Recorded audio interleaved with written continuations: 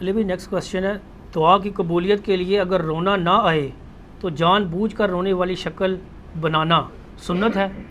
جی بزرگوں کی سنت ہے یہ ہمیں کہیں تعلیم نہیں دی گئی ہے. یہ یعنی صوفیاء کے یہاں پایا جاتا ہے کہ اگر آپ کو رونا نہ آئے تو آپ جان بوجھ کے رونے والی شکل بنا لیں. اور اگرچہ اللہ کو تو معلوم ہے ہمارے دل کی حالت کیا ہے، اس کے سامنے کیا آپ نے، چونکہ یہ لوگ شکلوں سے ہی دھوکہ دے رہے ہوتے ہیں نا، فریب کر رہے ہوتے ہیں نا یہ، لیکن وہ اس کی تعویل کرتے ہیں. وہ کہتے ہیں کہ جی چونکہ رونے والے لوگ ہیں وہ اللہ کو بڑے پسند ہیں تو آپ ان جیسی شکل ہی بنا لیں. ٹھیک ہے نا. تو ان کو یہ نہیں پتا کہ شکلیں بنانے سے کچھ نہیں ہونا، ورنہ تو لوگوں نے داڑھیاں رکھ کے دھوکے بھی دیے ہیں لوگوں کو. انہوں نے بھی سنت سمجھ کے داڑھی رکھی ہوئی ہے اور لوگوں کو دھوکہ دینے کے لیے داڑھیاں رکھی ہوئی ہیں. وہ یعنی دھوکہ بازوں نے داڑھیاں رکھ لی ہوئی ہیں. تو میں اس میں پہلے تو عرض کروں گا، صحیح مسلم میں حدیث ہے کہ نبی صلی اللہ علیہ وآلہ وسلم نے فرمایا اللہ تعالیٰ تمہاری شکلوں اور مال کو نہیں دیکھتا، دلوں اور اعمال کو دیکھتا ہے. تو شکل سے، پگڑی سے، داڑھی سے آپ عوام الناس کو تو دھوکہ دے سکتے ہیں، اللہ کو نہیں دھوکہ دے سکتے. مال سے عوام کو تو بت بنا سکتے ہیں کہ بڑا سخی ہے، لیکن اللہ کو تو پتہ ہے اس نے میرے لیے کی ہے سخاوت یا کسی اور کے لیے کی ہے. تو یہ بالکل صوفیاء کا موقف باطل ہے. رونا آئے جبھی رونے جیسی شکل بنانی چاہیے، یعنی اس طریقے سے جان بوجھ کے آپ رونے والی شکل اسی لیے آپ دیکھیں گے کہ وہ آپ کو ہمارے ٹی وی چینلز پہ کئی ایک علماء واعظین نظر آئیں گے کہ وہ دعا کرتے ہوئے ایسا رو رہے ہوتے ہیں، خصوصاً باپا جانی کو آپ دیکھیں کہ لگ رہا ہوتا ہے پتہ نہیں رو رہے اور آنسو ایک نہیں نکل رہا ہوتا. وہ بندہ کہتا ہے یار آنسو بھی نہیں آ رہے تو یہ رو رہا کیوں ہے، یہ کیسا ہے، آنسو خشک ہو چکے ہیں کیا رو کے؟ نہیں، وہ رونے جیسی شکل بنا رہے ہوتے ہیں اصل میں، کیونکہ یہ انہوں نے ہی تعلیم فرمایا ہے. تو ہمارے ایکس مرشد ہیں، ہمارے پیر صاحب رہے ہیں، تو اس لیے ہم تو ان کو جانتے ہیں. تو رونا نہ آئے تو رونے جیسی شکل بنائے، اور تعویل یہ کرتے ہیں کہ اللہ کو نیک بندوں کی شکل بھی بڑی پسند ہے. تو آپ نیک خود بن نہیں سکتے تو شکل ہی نیکوں والی بنا لیں. تو یہ علیحدہ بات ہے، یہ پورے کا پورا فراڈ ہی اس کے اوپر چل رہا ہے کہ ہمارے علماء نے شکلیں بنا لی ہوئی ہیں نیکوکاروں والی، اور دیکھ لیں ان کا کام دنیا میں تو چل رہا ہے، ویسے چندے بھی مل رہے ہیں، لوگ ادب بھی کر رہے ہیں، احترام بھی کر رہے ہیں، لیکن آخرت میں سر کوئی حصہ نہیں ہے. یہ ذہن میں رکھیے گا. وہ صحیح مسلم کی حدیث یاد کر لیں کہ قیامت والے دن ایک سخی کو، ایک شہید کو اور ایک قاری کو لایا جائے گا. اللہ تعالیٰ قاری کو بلا کے پوچھے گا میں نے تجھے قرآن کا علم دیا تھا، تو نے اس کے اگینسٹ کیا کیا میرے لیے؟ کہا یا اللہ میں نے قرآن کتنا خوبصورت پڑھا، لوگوں کو سکھایا. اللہ تعالیٰ فرمائے گا نا، ہائے ہائے ہائے نا، یہ تو نے اس لیے کیا تھا کہ لوگ تجھے بڑا عالم و فاضل کہیں، تو دنیا میں تیری بڑی تعریف ہو چکی ہے، اب میرے ہاں تیرے پاس کچھ نہیں. اوندہ منہ کر کے دوزخ میں. دنیا میں وہ قاری استاد القرآ، زبدۃ العلماء، فخر المحدثین و مفسرین، ٹھیک ہے جی، استاذ العلماء. یہ آپ نے دیکھے، حالانکہ خود علم ہوتا نہیں اور لکھا ہوتا ہے استاد العلماء، یعنی آگے بھی انہوں نے اپنے ساتھ کے علماء پیدا کیے ہوئے ہیں، یہ مطلب ہوتا ہے. تو یادگار اسلاف، یہ یادگار اسلاف کا مطلب پتہ کیا ہے کہ جس طرح یہ آپ کے ساتھ کام ڈال رہے ہیں نا، اسی طرح کا کام پچھلے لوگ بھی ڈال کے گئے ہوئے ہیں، ظاہر ہے انہی کی یادگار ہے، باقیات اسلاف. تو وہ سارے یادگار اسلاف، زبدۃ العلماء، ٹھیک ہے جی، وہ اٹھا کے ان کو جہنم میں ڈال دیا جائے گا.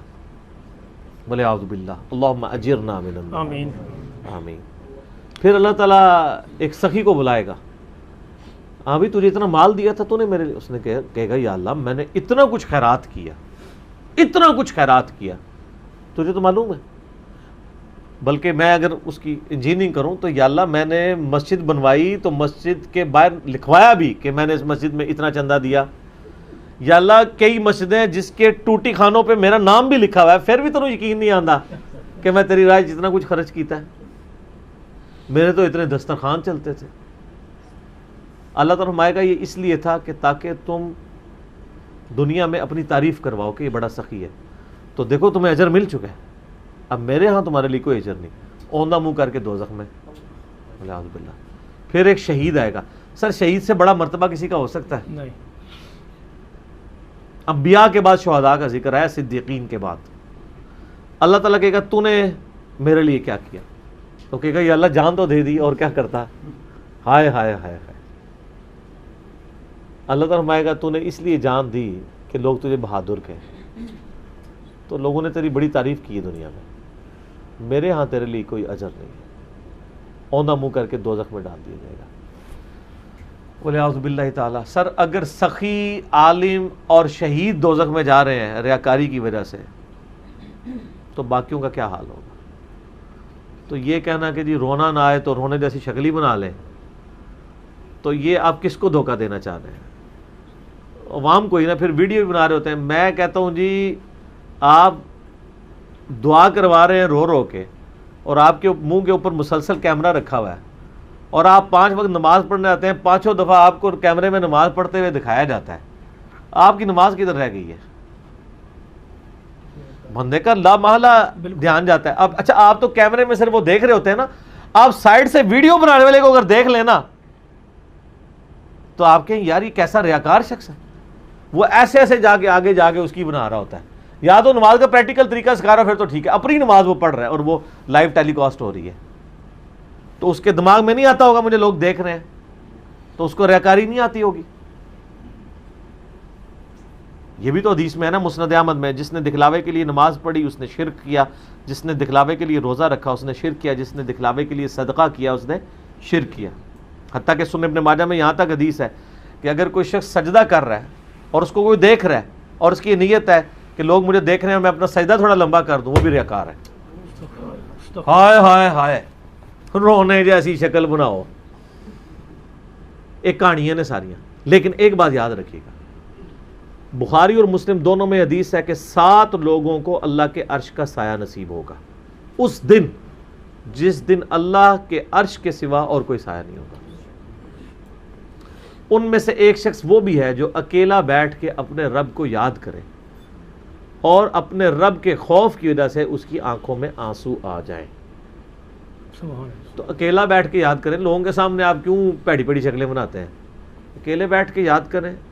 رونا آئے گا، اور سر رونا تو تب ہی آئے گا نا جب خدا کی کوئی شناخت ہوگی، خدا کی طرف توجہ ہوگی. رونا جن کو آتا تھا وہ تو قرآن سن کے آتا تھا، آپ کو قرآن کا ترجمہ بھی نہیں آتا. آپ تو قرآن سن کے یہ رو رہے ہوتے ہیں کہ کس ٹائم امام صاحب رکوع ہی جان گے، اس گال نو رو رہے ہوتے ہو کہ تھک گیا. قرآن سن کے کہاں سے رونا آنا ہے؟ عربیوں کو اس لیے آتا ہے کہ ان کو سمجھ آ رہی ہوتی ہے کہ کیا بات ہو رہی ہے. تو اسی لیے میں نے وہ پچھلے دنوں رمضان کے شروع میں ایک کلپ ریکارڈ کرا دیا تھا کہ کیا نماز تراویح میں مصحف اٹھا کے آپ کھڑے ہو سکتے ہیں. تو میں نے دلائل دی ہیں صحیح بخاری سے، مصنف ابن ابی شیبہ سے، المسن اور سنن کبریٰ البیہقی سے، کہ صحابہ کرام مصحف اٹھا کے قیام اللیل کرواتے بھی تھے اور صحابہ کے پیچھے بھی لوگ مصحف اٹھا لیا کرتے. تو میں نے کہا کہ ایئر فلائٹ موڈ میں موبائل کو لگا کے ترجمے والا قرآن کھول لیں سامنے، اور ساتھ ساتھ تھوڑی بہت اردو پہ بھی نظر رکھیں تاکہ آپ کنسنٹریشن کے ساتھ عربی سنیں، تو انشاءاللہ ٹیسٹ فیل ہوگا انشاءاللہ تعالیٰ. تو یہ بالکل جعلی بات ہے جی، رونا نہ آئے تو رونے جیسی شکل ہی بنا لیں. تو چونکہ انہوں نے باقی پوری قوم کو اسی طریقے سے کہانی کرائی ہوئی ہے کہ اگر نیک نہیں ہے تو نیکوں جیسی شکل ہی بنا لیں.